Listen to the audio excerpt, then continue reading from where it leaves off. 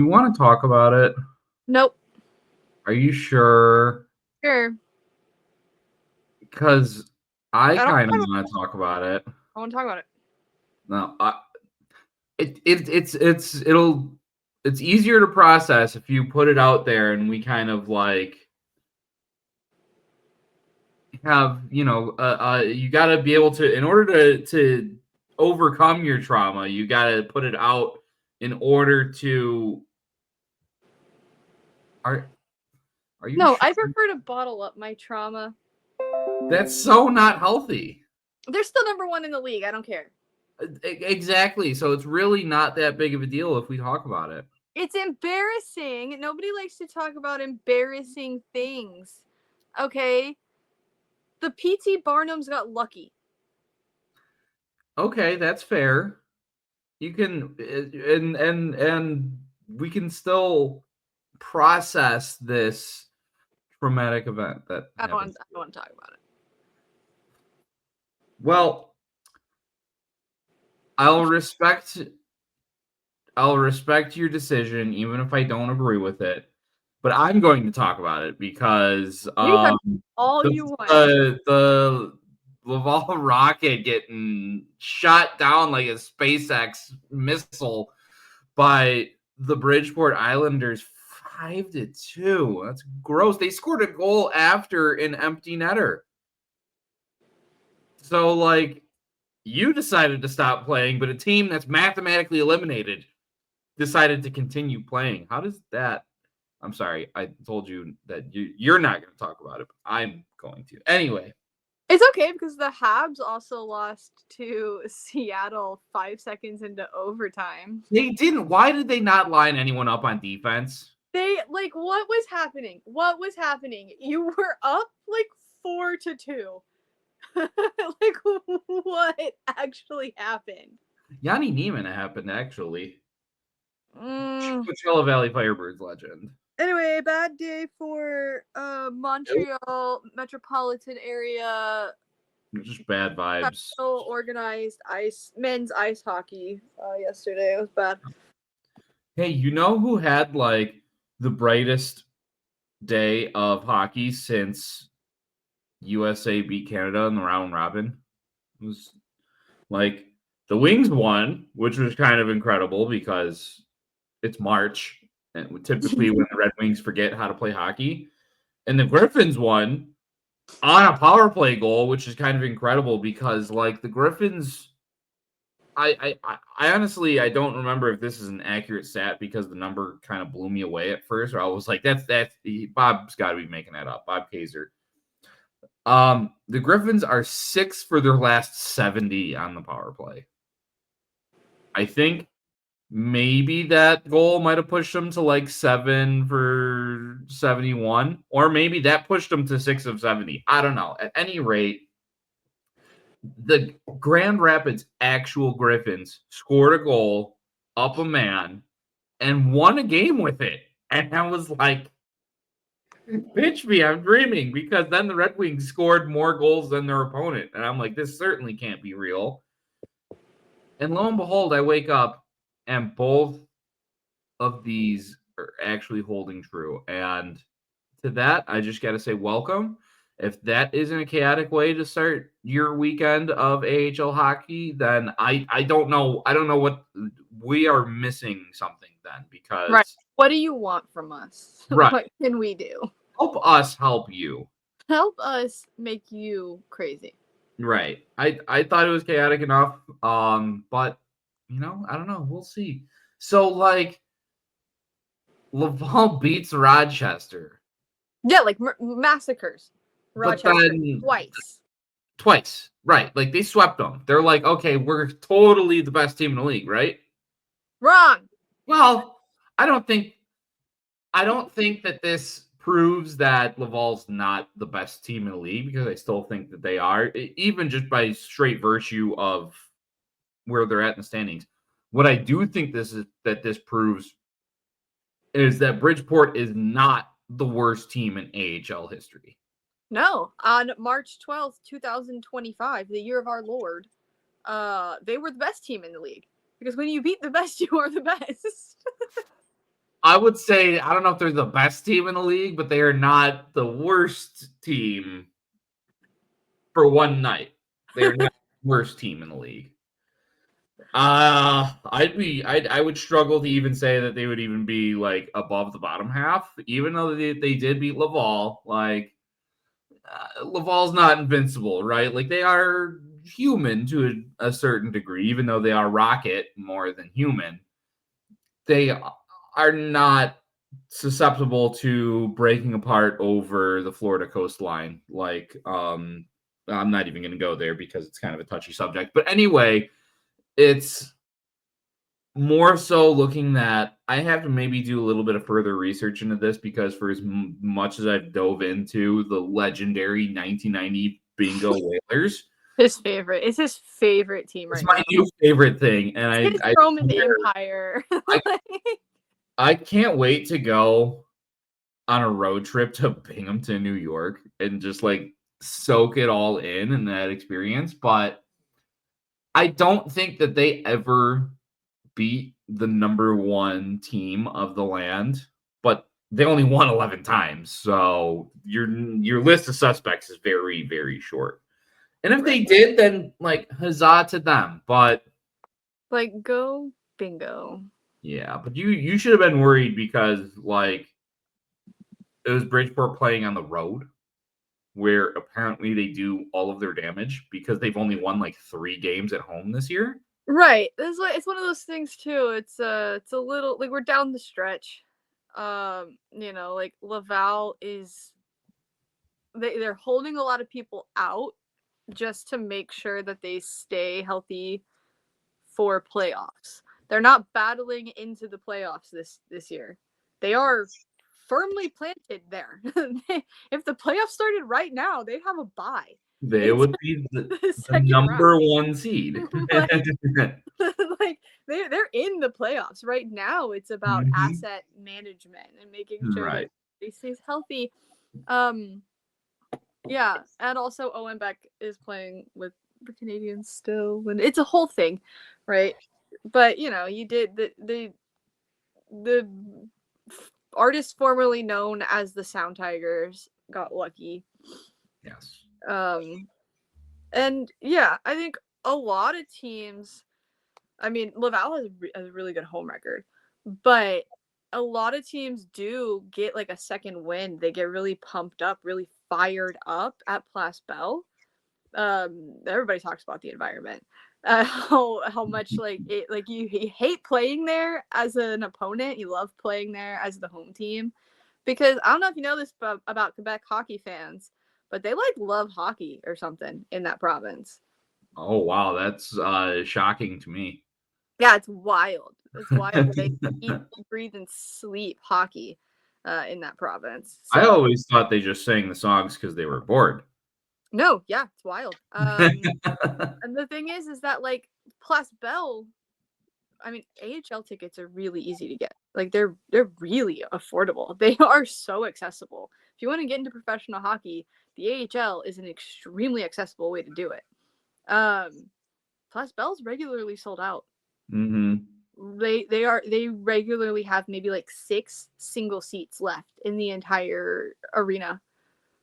And you would know, you have bought or tried to buy single seats at Place Bell. Yeah, no, it's a tough place, but a lot of teams find that really motivating to play in those tough arenas.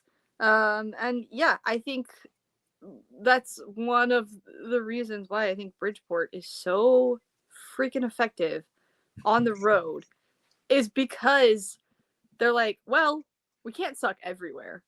We've already filed our own house. We can't suck everywhere. It's yeah, it's they can certainly suck at home, but right, I feel like it's kind of not to say it's their Stanley Cup, but it's kind of like, okay, right, you are absolute bottom of the barrel, and now you're on the road to this place that's absolutely hockey crazy, kind of rejuvenates, gets a little adrenaline pumping in you. It's like, go out there and just, you got nothing else really to play for. So play for pride, and credit to them because the Bingo Whalers went over 20 down the stretch and they just completely gave up. And Bridgeport's hanging in there. They kind of went through a bit of a ugly stretch there, but Chris Terry is such a rock star. I love seeing his name at the top of the scores when this team just does nothing else beyond him. And he continues to show up every night and puts the puck into the net and then gets an empty netter and then scores again and is just like, yeah, he's going to keep playing. That guy's going to end up in the American Hockey League Hall of Fame when it's all said and done. And he just continues to churn the points. Second in league scoring, only behind Podorowski. Kind of amazing considering everything else that's going on with this team right now. So, I appreciate you talking this out with me because I was really kind of concerned at the beginning of the episode that you weren't going to say anything about Wednesday night. So thank you for opening up. And you know what? Your heart's it's going to hurt now, but we will heal through this together. No, I'm going to remain bitter. Well, now that that's out of the way, you want to talk some trades? Yes, because trades. Very interesting, I think very good trades were made in the AHL specifically, for some teams, gearing up and patting themselves to win the Calder Cup. I'm going to start with one from a team that I've been pumping their tires a little bit here. And while they're currently on the outside looking in, I think they what this tells me is that they're certainly not throwing the towel in. Nope. They're not Bridgeporting it. Well, I guess it's not apt anymore. Really, yeah. But the San Diego Gulls got Carsen Tawrynski from Abbotsford in exchange for future considerations. What a guy, I great value every year. Everywhere he goes. You gotta love it. But Tawrynski was over playing up there in Abbotsford, nice little division rival there. 7 points in 26 games, but again, San Diego they're not counting themselves out quite yet.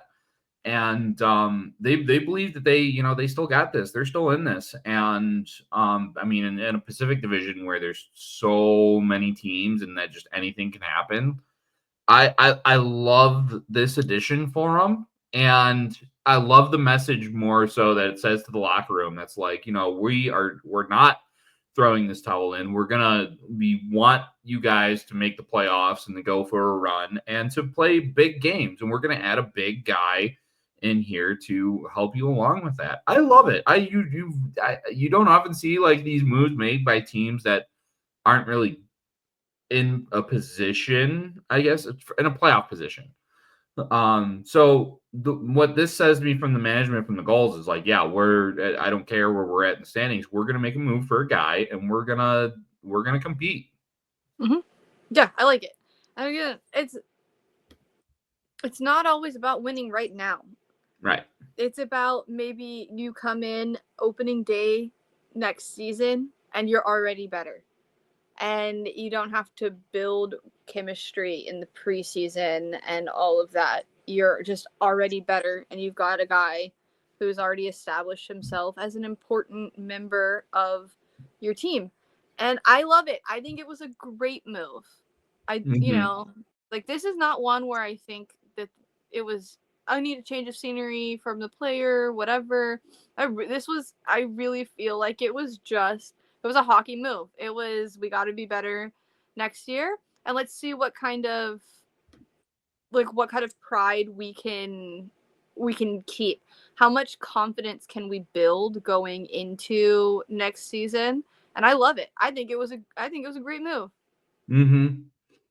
Absolutely. And this guy, he was a huge part of that inaugural Coachella team that went all the way to Game 7 overtime in the finals. And so you got a proven playoff performer. You got potentially a building block going forward. And again, with the message, signs and everything, it's a win overall for the Gulls. I'm really hoping that the Gulls do it. I would love to see them sneak in after I've been kind of criticizing them for like 3 straight years now. Like I want to see some sunshine in San Diego because they haven't had enough of that ever. Yeah. There's a lot of sunshine in San Diego if no one's aware. There is also a lot of fog, overcast, and rain in San Diego, though, in case somebody is not aware, because it is directly on the water. I wasn't aware of that, actually. I remember like going to San Diego and like the mornings would be super overcast, and then like around 11 o'clock, everything would just open up, and it was just like, oh, like bright sunny day. Like my picture of Southern California isn't like smoggy Los Angeles. It's San Diego. See, but when I was there in May of last year, when I went to like San Diego, Oceanside, Coronado, it was like 65 degrees and entirely overcast.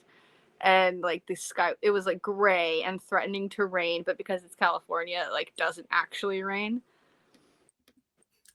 Yeah, so it is also very overcast in San Diego. Fun fact. Well, the playoff sunshine's hoping to break through down there and for the Gulls. But we got even more trades to talk about. These are more for the teams that are kind of gearing for that playoff push. Providence acquired Jake Gaudet from the Cleveland Monsters, who's actually just being loaned over there. It's less of a you give me this, I give you that. It's more of like hey, we'll let this guy kind of take the reins over there. And after 5 seasons in Cleveland, he is going to be helping those Providence Bruins kind of stop bruining it all over their playoff aspirations. I don't know if it's going to be enough because it's just a whole generational curse at this point, but I like the addition for the Bruins, especially with the Papa Bruins in Boston just kind of trading away all these marquee players. Yeah. There's nobody on the team from the last time they won the Stanley Cup anymore, is there? No, because that was like 14 years ago. Brad Marchand was still just Marchand. Yeah. Yeah, and he's gone. Yeah. And now he's in Florida as a big rat. So yeah, that was it. I mean, talk about just an entire era for that team between, Bergeron and Krejci and Chara and all that. And everybody, it's a whole new landscape. Yeah. And did you? Oh my goodness. Okay, so I sent you the Sam Adams commercial. Like, could you? Yes. I cannot imagine being like a Bruins fan and seeing that commercial run like the day after Marchand got traded. That's just twisting the knife with the salt on the tip of the knife and just twisting it. That hurts like so bad.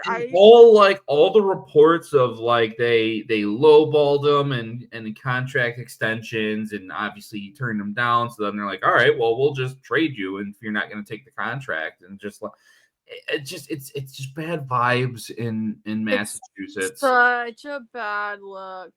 I know that there's quite a few people in Boston who had to go out and buy new television sets after seeing that commercial. I know. I even saw the Bruins fans are not happy. They are so mad at Sweeney because I saw an edit today and it was the election of 1800 or whatever from Hamilton.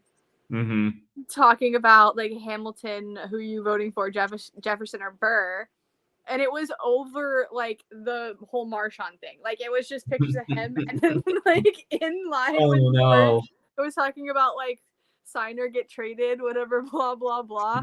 And like Marchand obviously wanted to stay, but he couldn't stay at that price point. And oh my goodness, it was the poor Boston fans. And listen, I'm a Habs fan. Like the Bruins, historic rival. Yeah. But that's like the equivalent of them trading Carey Price. Like I I totally get it.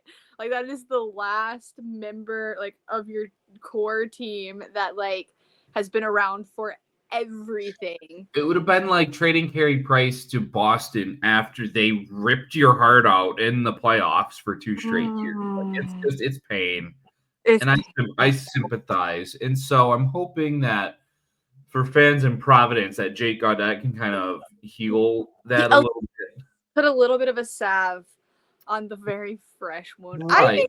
I think he adds Providence can go on a run, then all of a sudden it'll all be maybe not forgiven, but it'll heal some of that trauma after we've processed and talked about it. And yeah. I think Gaudet adds a really good balance to the Bruins lineup. Mm-hmm. He's a skilled player, very skilled player, mm-hmm. who, plays to whatever role he's really needed for, depending on what situation he's in. The very well-rounded player, and he's not like afraid of anything, which is incredible because he'll stare you down and it's like, buddy, no, we need you to stop. We need you to not get hurt, please. But he's not afraid of anything. He's not afraid of any situation he could possibly find himself on in the ice.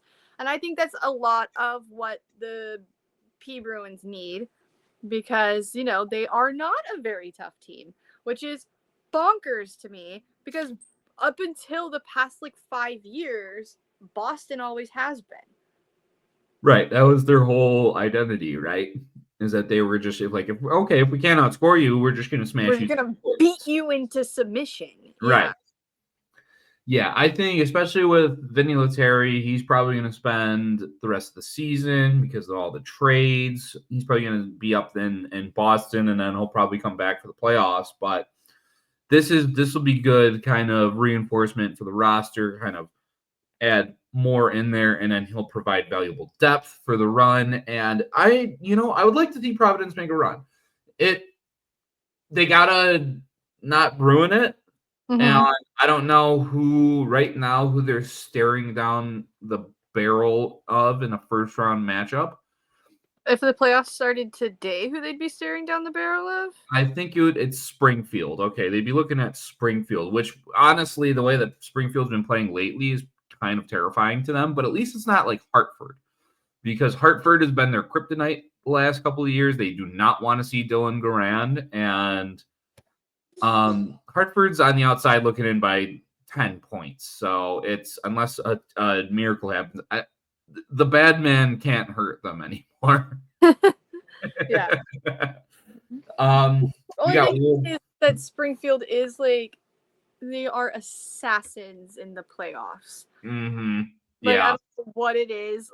The Springfield Thunderbirds are meh. They're good. They're a good team in the regular season, but you're like, oh, if my team just does 2 things right, they could beat this team. In the playoffs, you're like, how did you become an invincible wall? Yeah. It's they're a completely different team once the postseason rolls around, and Providence is you get one demon or the other to deal with. So we'll see how that goes for them. We got one more trade to talk about here, and this one hits a little closer to home because the Griffins went out and acquired Nikolai Knyzhov from the Wilkes-Barre Scranton Penguins. Now, admittedly, when this trade happened, I was kind of it was like that Snoop Dogg gif. I was like, who? Who? I love that. Yeah, it's a top 5 gif I use of all. And that's not to disrespect Knyzhov. It's just that he's only played in 14 games for Wilkes-Barre this year. So what I have seen of Club Penguin, I haven't seen a whole lot of him. I had to refer back to some of my old San Jose contacts, and just because he had spent a lot of time in their organization, just to kind of see what we were dealing with. And he made his debut on Wednesday against the Wolfpack at home. Smooth skater. I really liked kind of just how he was able to move both with and without the puck. And with I was hoping that the Griffins would be getting William Lagesson back from Detroit, but Dan Petrie's son, Jeff, unfortunately, was not able to get off IR in time. So he was not assigned to Grand Rapids before the trade deadline. So Sean Harkroft went out and got a guy who can come in, add some defensive depth for this Calder Cup playoff run if this team can ever kind of get back on the right track. But I mean, I like it. You know, it continues to kind of shelter some of the big minutes from some of these younger guys who have admittedly struggled in some of these situations down the stretch here. So you can continue to kind of bolster your blue line and hopefully, like I said, return to form from the beginning of the season more so than this last month, because it's been kind of tough for Grand Rapids. A little tough for. It's hurt. It's really hurt. But I've ranted and raved about their struggles enough. Now it's time to kind of like turn the page, as Bob Seger would say, is another Michigan reference. So with that in mind, as we turn the page, let's take a look at this playoff primer, because as things continue to change and evolve, I kind of want to first point out something that I alluded to at the beginning of the episode and all the way back to last week. Bridgeport's been mathematically eliminated from the playoffs. I know. I'd love to see it. I told you they'd be expeditiously eliminated. You did, but I didn't think it would be this quick. I told you it doesn't. They didn't make it to St. Patrick's Day. I know, and I know you didn't believe me, but I told you they're done. They just hadn't put it on the thing yet. They're out. They are no longer in contention. They don't even have a chance to be in contention. Oh, that's so rad. I love bad hockey teams so much. That's really like where all the razzling comes from, is from a place of love. I love bad teams. That's why I love the Bingo Whalers so much. I know, we gotta like search the archives and find you a sweater. Oh, I've already been looking on the internet. I can't wait for that episode because I'm gonna be all decked up in Whalers gear. I'm trying to find a way where we can legally play Brass Bonanza for that episode, but copyrights are unfortunately still a thing in this world. And so as we kind of look at this, you know, the Atlantic kind of seems pretty, I mean, I say status quo, even though you look at those top four teams and you see how tightly packed in they are. I mean, you know what you're getting from Hershey, Wilkes-Barre, Charlotte, Providence, all in there right around 72, 70 points. All have strikingly similar goal differentials as well. And so, you know, you kind of just, if we take a look at who they got coming up, Hershey's going into Chicago. We got a couple matchups against some teams from the north, so they're really not going to be punching at each other quite just yet. So you figure, like, if there was a Wilkes-Barre Charlotte matchup, you might finally see some room for some separation here. But yeah, it looks like that this is going to be a race that's going to be coming right down to the wire. And Hershey with a magic number 6, mostly in part thanks to Hartford and mostly Bridgeport not really doing a whole lot. They're looking at securing a playoff spot pretty soon here, maybe by next week's episode. We'll see. But yeah, everything kind of status quo, I would say, so far in the Atlantic. Then in the North, even with the embarrassing loss on Wednesday night. Laval's still pretty solidly in that number one spot, 3 points ahead of Rochester. Yep. Yeah. Toronto and Cleveland carrying it up in the middle. Syracuse hanging on, even though Belleville's kind of I feel like Belleville's always trying to close the gap, but they can just never get over the hump. Belleville, it's Ottawa. I mean, it's just literally just like mini Ottawa. Literally just. So, like, there's not much, not much. The Senators got Brady Tkachuk, and then like refused to do anything after that. So it's like, what do they want? It could potentially be a There's some intrigue this weekend though, because Belleville, okay, they're playing Bridgeport, but they're playing Bridgeport in Belleville. So I don't know if the Islanders are going to be like jazzed up to like, okay, we still have to go to Belleville, Ontario. But it's better than Bridgeport, Connecticut, okay? and Syracuse has got a home and home against Springfield, who, like we talked about before, kind of one of the hotter teams over the last month, and is starting to hit their stride at the right time. So, I didn't even talk about I'm not even going to say his name, but there was a guy who got suspended on Syracuse. He said a bad thing. He's done for 10 games. And I'm wondering if the bad hockey juju just follows that, and Belleville could potentially jump over them if they can get their act together and take care of business against a top 5 worst team of all time. Okay, so I'm not going to say they're the worst team of all time anymore. I'll say they're a top 5 worst team. But you'd figure that'd be like easy points, right? And so if Belleville doesn't want to get talked about like they're a top 10 worst team of all time, you got to take care of business against the Islanders. You just got to do it. Yeah. But then again, the Islanders did just beat the Rocket 5-2. So I know. Speaking of the Rocket, they've got Utica for a couple of games. Yeah. Which is hilarious because it's like they've got those, and then they like close out the season back at home at Place Bell, which is cuckoo bananas.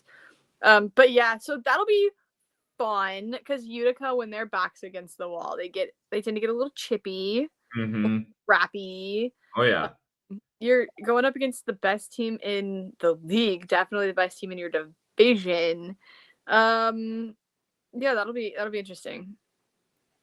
Because there's nothing really to lose for Utica. Their magic number is so high. Like they are not making that up in however many games, So they shot themselves in the foot so early and so often. Like remember when we were on Utica Win Watch and we're like, don't be that team, right? And they've battled back. Like to go 0-13 to start the season and then end up just kind of a couple games under 500, like it's a pretty dangerous squad. And I think it's not a terrible thing for Laval to drop the ball against Bridgeport, because now they're going to go into Utica and it's like, okay, if you guys lose to this team, you're getting bag skated hard.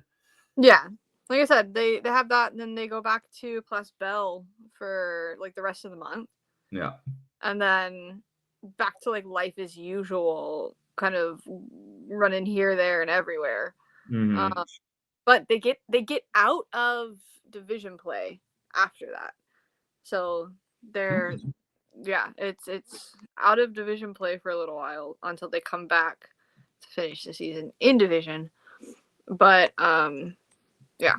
And that'll be nice because that's like, as you're racing down here for the playoffs, get some faces that you don't usually see and kind of take you out of your comfort zone a little bit here. And then it's like your divisional punching bags at the end, which is going to be kind of, all right, playoff mode. Here's going to be some teams that you're probably going to be seeing down in the line in the bracket. So it'll be really important for whoever it is, whether it's Laval or Rochester, to get that first round bye to get away from that, 3-game opener elimination. And, that can't be overstated. Those top teams in the division that don't have to face like that. Oh, you lose one game and now you're on the brink of elimination. Like that sucks. So See, but I think that first round should be single elimination, full chaos mode, and actually everybody but the top 2 teams in the division play a little single elimination tournament on the same day to determine who actually makes it into the. Do you remember bubble hockey playoffs? That was bonkers, and I lived for it. I need that back in my life. Are we gonna do single elimination with like no fans in the stands? Absolutely bonkers. And because the Habs were up against the Penguins, and my dad is a Penguins fan.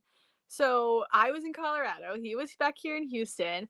Gave him a call. We watched the game together.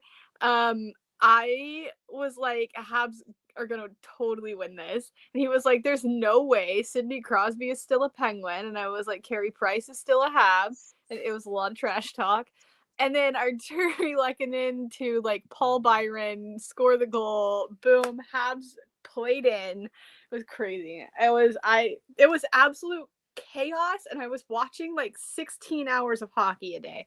Because remember the one that went into like gajillion overtime. Mm-hmm. That was that's such a time capsule of hockey fandom, because I remember that same thing. Because they were starting games at like 12 o'clock or whatever, and then there was another game at 3, and then there was another game at 6, because like oh, okay, there's no one, right? Like no one's at work, so no one was like play this all day. No one had to travel. No one had to do like it sucked. The fake crowd noise was whatever. It felt like you were playing an NHL game, but like, oh my goodness, the vibes were immaculate. And not for the players, but for us. Like it was quite an experience. Kids in 10 years are never gonna understand. You're never gonna know, man, what bubble hockey was and why I'm traumatized by the sound of the puck hitting the crossbar. Like, how many? Because they're louder when there's no fans to like absorb the sound. The Habs hit the post like 27 times in one game. Like I'm traumatized. It was against like Philly or something. Traumatized by the puck hitting the bar. It's like they're never gonna understand. Like I don't like that sound anymore.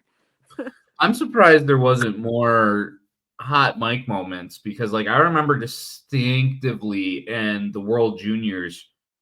I will just say that the World Juniors were wild too. The referee Carter Sandlack and Canada's Connor Zary got into a disagreement, and you heard every word of it. And speaking of Zary, he might get suspended. He probably should. He kind of, for those who didn't see, he kind of elbowed Marcus Pettersson up in the head. Can't do that. Yeah, you can't do that. So now as we kind of look into the Central, which is just like my nightmare, because all Texas had to do was not poop their pants, and they would probably still be in first place. Time's running out, and like they were able to get 2 points against Hartford. That's great. Hartford's not awesome, and they kind of look like doggy doo for the first half of the first period, but 2 points, right? So they were able to come away with the win there, but they just gotta play so much better. And I've said before how I use goal differential as a measure of like good teams. So like what I'm saying basically is that there's 2 good teams in the Central, and neither one of those are my beats, and that would be Milwaukee and Texas. They're the only ones with a positive goal differential. Everyone else is in the negative, or in Grand Rapids' case is at 0. But I I don't know if that necessarily means that this division feels wide open, or if there's like you have two choices as to who's going to win this thing, and yeah, just it doesn't feel great to cover these beats right now. Like, where did the vibes go? I feel like they've been siphoned out of me. I don't know. I can tell you what I'm absolutely living for right now. Oh, well, it's different. You're on top of the world, even after losing to the worst team ever. No, look, okay. That you're still on top of the world. So take a look at that Iowa Wild line, right? It's bad. Yeah. Now scroll over until you can tell me their magic number just to even make the playoffs. 45. Yeah. That's not great. Great. Not great. I like how it's got to be a games remaining thing because Manitoba technically is still alive. Yeah. Win, yes, but Iowa's like no. Yeah. Anyway, yeah, the Wild have been pretty. I'll give them credit. They hung in there longer than I thought that they were going to be. Like I thought immediately right off the bat, like this team was going to be in Bridgeport territory. Maybe not that bad, but they were going to be competing for like worst team in the league, and yeah, but I mean, we are about to see they're down there. A couple more teams, yeah, hit those full right. They're the second. Manitoba and I were actually competing for the second worst team in the league. So I'm sorry. I think I gave them too much credit. They hung around there for a while, and now they're back to bad. I love to see it. I pray on Iowa's downfall. Was that the only reason why you wanted me to point that out? Was just because because they're like this close to getting mathematically eliminated. You're not wrong. You're not wrong. And really, if it wasn't for like Rockford being a steaming pile of pig, that they would probably already in like a normal division, they would probably already be eliminated. But it's the Central, so they're saying they're still alive. Yeah. Like let's see what they got coming up this week.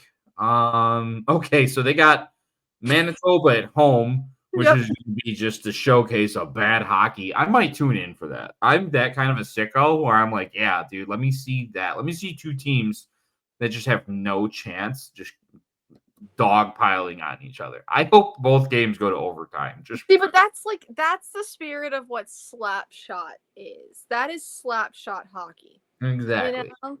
That is the Halifax Highlanders from Goon are just, you know what I mean? They're bad at hockey, but they play every game. That's right.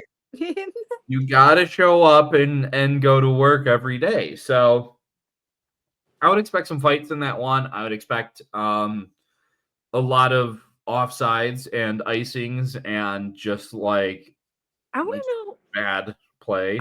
I want to know what that season series looks like. I'll have to check that out because like you got to award the winner of that season series like its own special participation trophy. Like, what do you even call that? Just like the Corn Cup because they're both states, well, state and province. I don't know. Just like a set of antlers or something. That would actually pass the vibe check because I ECHL team is the Heartlanders and they have that here. Yeah. Yeah. Which like that goes so much harder than the Iowa Wild. I hate know. Like it's so bad. I remember the branding of the, like in the organizational depth chart, the branding of Minnesota, great. Yeah. Iowa with the bear. Booty. Yeah. Yes. Iowa booty. Heartlanders, great. And it's like right, they've got that like that Lord of the Rings Rohan Edoras inspired stag as their logo. Yeah, it's like it's very yeah, it's got like the Game of Thrones House Baratheon feel to it. It's a makes you want to powerful. ride into battle. Yes, exactly. There's the wild, and you're like, oh my god. Right, the Iowa Wild, like Could have just left it in Houston and had a really cool logo, but whatever. But yeah, branding's not their thing. And you know what? Neither is winning. You'll appreciate this. Like while I was doing my research for worst AHL team ever, Iowa was in fact in the running. Not this year's version, but it was the 2015. Yeah, Wild. right after they took the team from Houston, they just were immediately bad. That's because they suck, and they shouldn't have taken my team because the Houston Aeros were not bad. They were a great team. They were incredible, actually. Right. And then just the Wild have just been bad continually. Like I've very rarely seen I personally cursed their existence when they left Houston. So that checks out. So as we look at, I mean, we got a full weekend of action here for everyone. Texas going up against Cleveland at home. The Griffins got Milwaukee. That's going to be a massive game tonight. And then they're going into Rockford on Saturday. Chicago's got Hershey. These two teams played earlier in the season when we kind of didn't really know what we were getting out of Chicago just yet. It was like their third game versus Hershey, full of veterans, full of champions. Chicago kind of surprised them, and then Hershey kind of smacked them in the mouth in the second game. So I'm really interesting to see kind of how this one matches up, because for a young squad like Chicago that's had now months to get get together, and it's like, this is what we are now. Here's that team of champions again coming into your barn. Show us what you're made of, and that could really springboard them into a fun little run in the playoffs, or it could be like, all right, you guys actually got a long ways to go. Yeah, it could be the final nail in their coffin. I hope not, but I hope not too. Scott Morrow is up in Carolina, so that makes things a little tougher. But all right, but what is hockey but overcoming adversity? Exactly. You know? Yeah. And I think their goaltending's stronger this time around. They're not going to be rolling out 19-year-old Russian and that. I mean, they might just say like, "Hey, vibes, Knyzhov," which would honestly, like, I'd go for it now at this point, but it wouldn't be like his second career game. Right. I also think that they have to figure it out. Like this year, they kind of have to, otherwise this is kind of when you start making those like the less invasive shake-up moves. Yeah, to send a message and set a tone that, all right, well, we're not doing this 3 years in a row. Right, yeah. It's after like back-to-back seasons and missing the playoffs, which is like unheard of in Chicago Wolves history.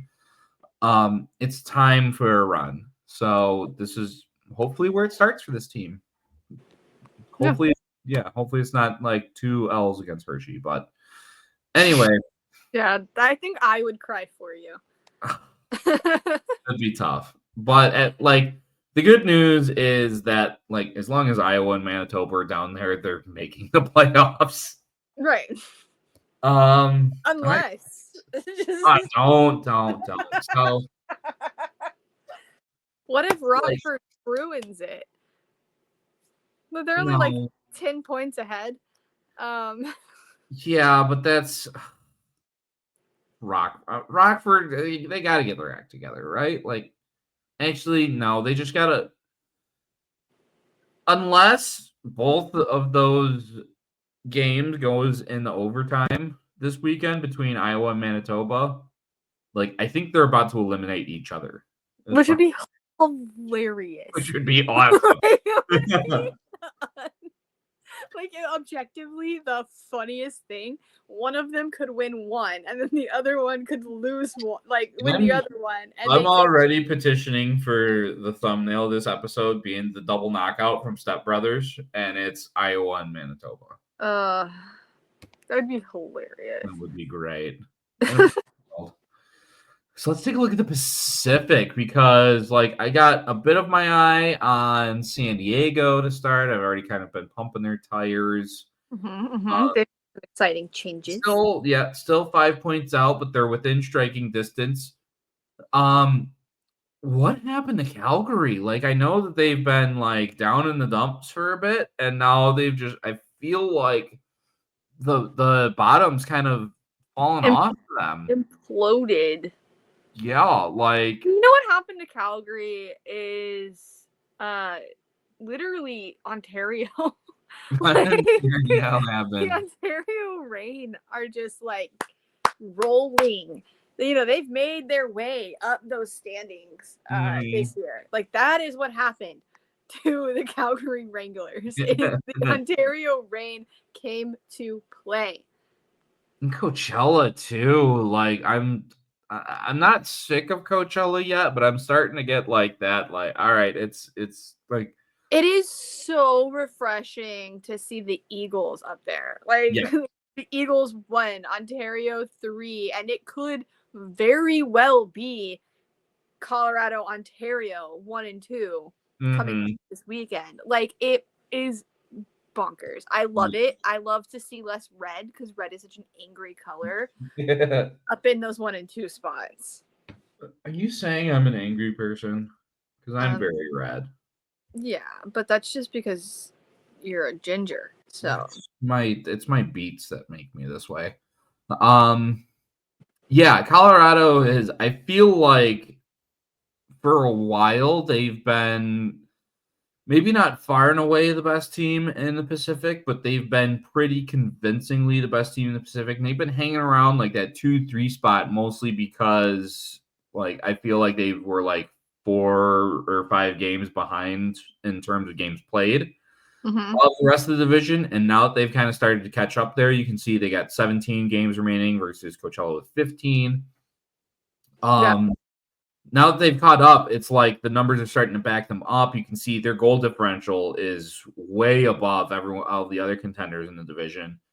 They're getting goal scoring. You can see other numbers. They're getting goaltending. Like, they're dominant everywhere on the ice. And it's kind of crazy because with the way that the Avalanche have been so competitive up top, you don't usually see an AHL affiliate that's mirroring the parent team for so long. It's like, okay, after a while, the natural life cycle comes through where it's like, we're going to need those young guys on cheap contracts up in top because we got to pay Makar, we got to pay McKinnon, we got to pay Rancid.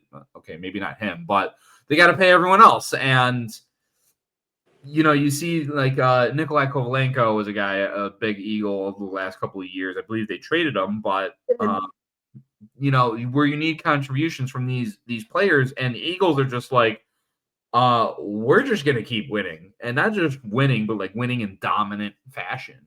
And it helps when you've got somebody like Trent Miner just absolutely setting up brick walls in your crease. And Adam Shield, don't forget. Yeah.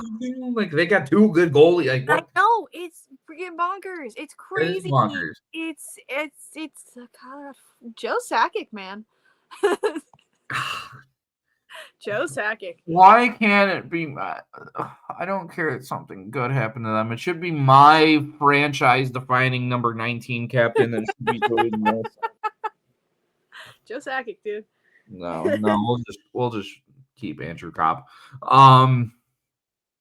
Anyway, as we kind of take a look ahead here, Colorado doesn't even have that tough a schedule to go down the stretch. So not that like I'm gonna expect them to coast or anything like that, but they will get to take it like a little bit easier and kind of like allow themselves to kind of rest and reset a little bit before you get into Like they're going into San Diego, and then they have Bakersfield.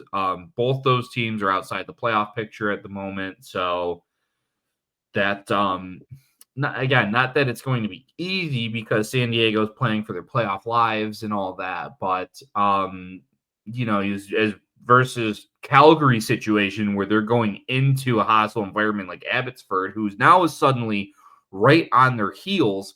Could you imagine being this Calgary team just at the top of the division all year, and now it's like, okay, now you're like your whole existence you've only spent in like number 1 or number 2, and then you've got to deal with the Abbey Canucks. Oh, those scrappy Abbeys! Oh boy, that might be like my matchup to watch this week. I mean, once you're done with the riveting matchup that is Iowa and Manitoba. No, I think I've got to watch Iowa and Manitoba. I think that's like the fate now at this point, right? Like, I mean, you have your time zones. Like you got the staggered start. You start with Bridgeport and Belleville, then you go Iowa and Manitoba, and then you wrap things up with a nice nightcap of Calgary and Abbotsford. So shout out the Tucson Roadrunners, though. Oh, absolutely not. I love that. Number one, I just love that Tucson has like their bottom hasn't fallen out, especially considering like the chaos of their affiliation and their future. I believe that they're in this for another season afterwards, and then it's a little murky, considering everything that's happened with the Coyotes and the hockey club and all that. But Tucson's in it. Tucson still meet me being, and I mean, don't let the numbers fool you. Like they're not a bad squad. They only have a -8 goal differential. So like, yeah, like I think. Listen, the change, like all of those chaotic changes with your parent organization and kind of the uncertainty of your status, as a hockey team, whatever, because we still, I know that the plan is to just take the team and transplant it the way they did with Arizona. But yeah, that uncertainty has to be so difficult to play through. But Tucson is keeping it up. I mean, I know they're barely in the playoffs, but somebody has to be the 7th team in the playoff. That's and right. Anything can happen. Yeah, they got a crucial matchup against San Jose, who they're nipping at their heels in the standings. Yeah, I know you're looking over your shoulder at Bakersfield, who's right there, and San Diego, who's coming and charging, but your destiny's in your own hands at this point. So if Tucson can go and take care of business, then we're gonna have playoffs in the desert. Yeah, those are the 3 that I'm watching. That's down the stretch. I think the other, whatever. Everything else is kind of shaken up or shaken out in the other divisions. I think the Pacific's the one to watch, and I've said that all season. The Pacific's the one to watch this year. I agree. And with that, we have kind of covered the primer in every division. We're at the end of the hour. I think we're going to leave it for next week. We got even more chaos coming your way. We got playoff races. This is what it's all about. So thank you again for joining us this beautiful, beautiful week of AHL action. I'm Drew. I'm Dee. And we'll catch you guys next week.